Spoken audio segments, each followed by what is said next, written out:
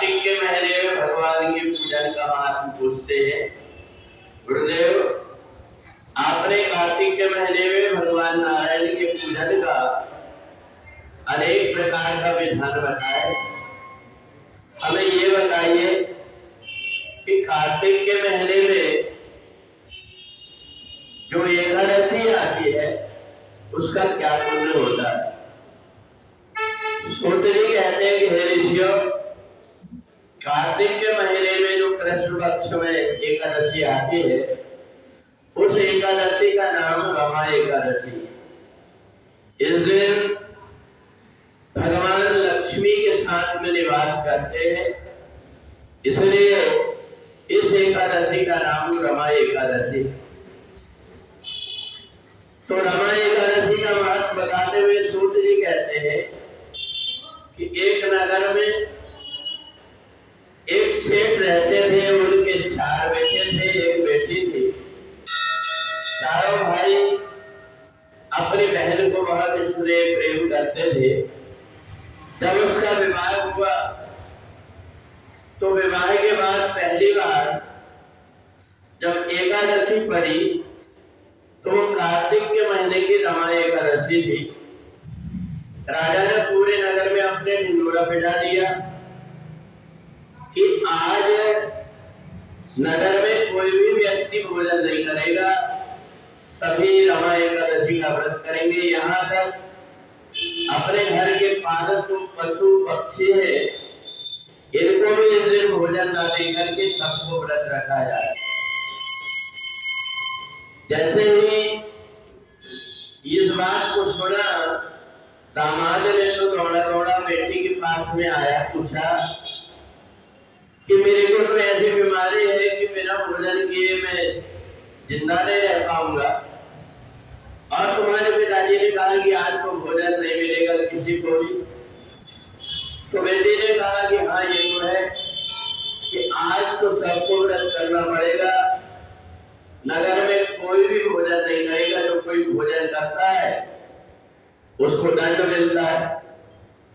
अब सोहन नाम का वो जो दामाद था बड़ा दुखी हो गया। पूरा दिन कोई तरीके से उसने निकाल लिया, परंतु रात्रि में भी जब कुछ भी खाने को नहीं मिला तब उसने मन में विचार किया कि अब तो मेरे प्राण नहीं बच पाएंगे। रात्रि में सोता है तो नींद नहीं आती, भूख के कारण परेशान होने लगा। धीरे धीरे ऐसा मौका आया कि सुबह नहीं हुई उसके पहले ही उसका शरीर छूट गया। जैसे ही शरीर छूटा तो सब लोग बड़े दुखी हो गए। उन्होंने देखा कि अपने यहाँ पर दामाद की मृत्यु हो गई, सब लोग दुखी हो गए। उत्तरे में वैद्य जी आए। वैद्य जी ने आकर के कहा कि देखो, इनको मृत्यु नहीं आई बल्कि बेहोशी अवस्था है। तुम एक काम करो, थोड़े से जल में तुलसी रस डाल करके ला करके इनको पिला दो।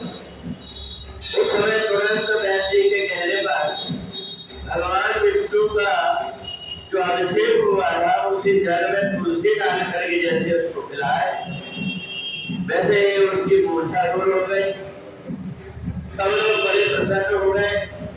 उठ करके देखता है कि मेरे शरीर में जो कई प्रकार के रोग थे, ये सब रोग से मैं मुक्त हो गया हूँ, बिल्कुल स्वस्थ लगा।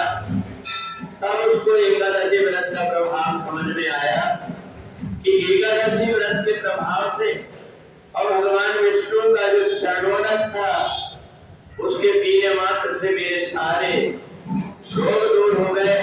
तब से वो हर समय एकादशी का व्रत करने लगा। सूर्य जी कहते जो भी जाने अनजाने में अगर रमा एकादशी का व्रत कर लेता है, अगर जिससे व्रत करने की सामर्थ्य न हो, वो यदि एकादशी महात्मा की कथा सुन लेता है, प्रातः काल उठ करके भगवान सूर्य को जल लेकर के भगवान विष्णु की पूजन कर लेता है और रात्रि में भी भगवान का भजन करते हुए समय व्यतीत करता है, उसके अनेक जन्मों के पाप कर्म नष्ट होकर के सुख शांति की प्राप्ति होती है। इसलिए रमा एकादशी के दिन जिससे जिस प्रकार की बन सकता है उस प्रकार से अगर व्रत करता है तो अनेक प्रकार के यज्ञ करने से जो पुण्य होता है उस पुण्य की प्राप्ति होती है। बोले लक्ष्मी नारायण भगवान की जय।